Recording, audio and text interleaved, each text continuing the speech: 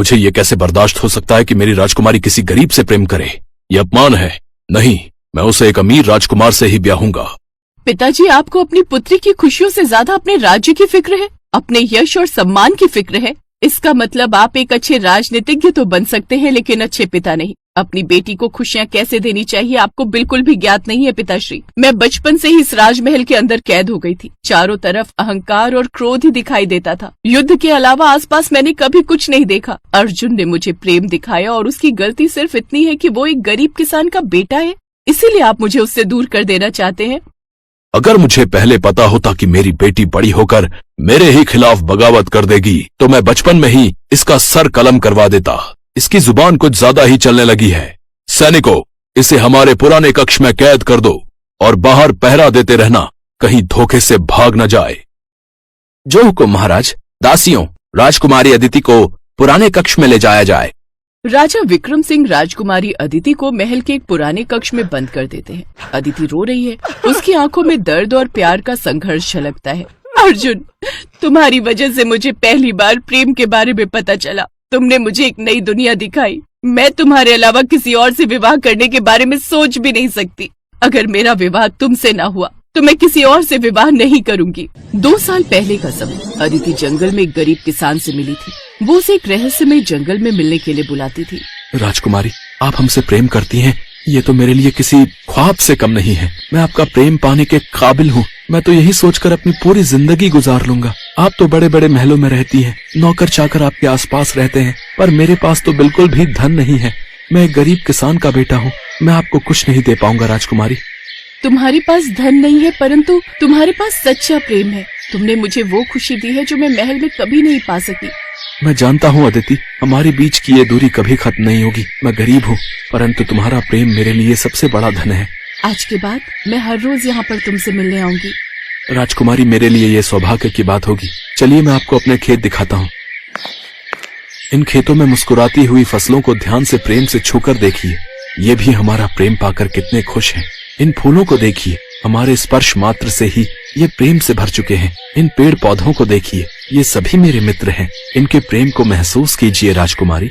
अर्जुन, मैं इन सब बातों से कितना अनजान थी। मुझे तो पता ही नहीं था कि प्रकृति द्वारा बनाई हुई हर चीज में प्रेम होता है। इन फूलों को देखो, ऐसा लग रहा है मुझे देखकर मुस्कुरा रहे हो। तुमने मुझे सच्चा प्रेम दिखाया है अर्जुन। अब हम लोग हर रोज तुम्हारे खेतों के पास ही मिला करेंगे।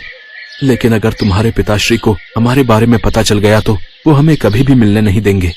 अदिति की आंखों में आंसू है, लेकिन अर्जुन के प्रेम के बारे में सोचकर उसके चेहरे पर एक मीठी मुस्कुराहट भी है। राजमहल में अदिति की माँ रानी सुरेखा राजा विक्रम सिंह के सामने अदिति के विवाह की चिंता जाहिर करती हैं। महाराज, अदिति की उम्र विवाह योग्य हो गई है। हमें उसके लिए एक योग्य राजकुमार खोजने की आवश्यकता है। मैं जानता हूँ, लेकिन वो किसी गरीब से प्रेम करती है। मैं ये कभी स्वीकार नहीं कर सकता। लेकिन अगर आपने राजकुमारी अदिति की जरा भी मदद करने के बारे में सोचा तो मुझसे बुरा कोई नहीं होगा। रानी सुलेखा के चेहरे पर डर और चिंता के भाव दिखाई दे रहे हैं। वहीं दूसरी तरफ किसी दूसरे राज्य में किसी राजमहल में षड्यंत्र रचा जा रहा है। राजकुमार धीरज, जो पड़ोसी राज्य का युवा और अमीर है, अदिति से विवाह करने की योजना बना रहा है। मुझे अदिति से विवाह करना है। मैं राजा को कैसे मनाऊं? राजकुमारी को किसी तरह से ये समझाना होगा कि वो तुमसे विवाह करे। राजा विक्रम सिंह का गुस्सा शांत करना कठिन है। मंत्री जी, अगर आप चाहें तो कुछ भी हो सकता है। अगर मेरा विवाह राजकुमारी अदिति के साथ हो गया तो राजा विक्रमादित्य सिंह के साथ मेरा भी नाम जुड़ जाएगा और मेरी प्रतिष्ठा भी दूर दूर तक हो जाएगी। राजकुमार, आपके कहे अनुसार मैंने राजकुमारी अदिति के बारे में पता लगाया तो पता चला कि वो किसी गरीब से प्रेम कर बैठी है। लेकिन फिक्र की कोई बात नहीं है। राजा विक्रम सिंह ने उसे अपने पुराने कक्ष में बंद कर दिया है। वो किसी भी कीमत पर किसी गरीब युवक से राजकुमारी का विवाह नहीं होने देंगे। वो राजा विक्रमादित्य की पुत्री है, हल्के में मत लो उसे। रात का समय, अदिति खिड़की से चुपचाप बाहर कूदती है और जंगल की ओर भागती है। उसका चेहरा संकल्प और साहस से भरा है। मैं अर्जुन के साथ अपना जीवन बिताने के लिए तैयार हूँ। मुझे अपना प्रेम साबित करना होगा, चाहे जो भी हो। मैं अर्जुन को नहीं छोड़ सकती। अदिति जंगल में अर्जुन को खोजती है, जहाँ वो उसे एक पुराने मंदिर के पास मिलती है। अर्जुन, अर्जुन कहाँ हो तुम? अर्जुन, जहाँ भी हो मेरे सामने आ जाओ। कहाँ हो तुम? आप यहाँ कैसे आई? मैंने निर्णय लिया है, मैं तुम्हारे साथ भाग चलूंगी। इस अमीर गरीब के अंतर को हमें मिटाना होगा। हमें सच्चे प्रेम की जीत दिखानी होगी। मैं समझ गया राजकुमारी, आप सब कुछ छोड़कर मेरे पास आ गई हो। अब चाहे कुछ भी हो जाए, मैं आपका साथ कभी नहीं छोड़ूंगा। दोनों जंगल में भाग रहे हैं। तभी राजा के सैनिक उनका पीछा करते हैं। अदिति और अर्जुन छुपते हैं, लेकिन वे पकड़े जाते हैं। कौन है? ये राजकुमारी का अपहरण नहीं, बल्कि राजकुमारों के गौरव का अपमान है। अदिति तुम जाओ, मैं इन्हें रोकने की कोशिश करता हूँ। नहीं, हम साथ रहेंगे चाहे जो भी हो। मैंने ये निर्णय अकेले लिया है और मैं तुम्हें अकेला नहीं छोड़ सकती। सैनिक अर्जुन को पकड़कर मारने लगते हैं। अदिति और अर्जुन को सैनिक पकड़कर महल में लाते हैं। वहाँ एक बड़ा दरबार लगा हुआ है। अदिति और अर्जुन को राजा के सामने प्रस्तुत किया जाता है।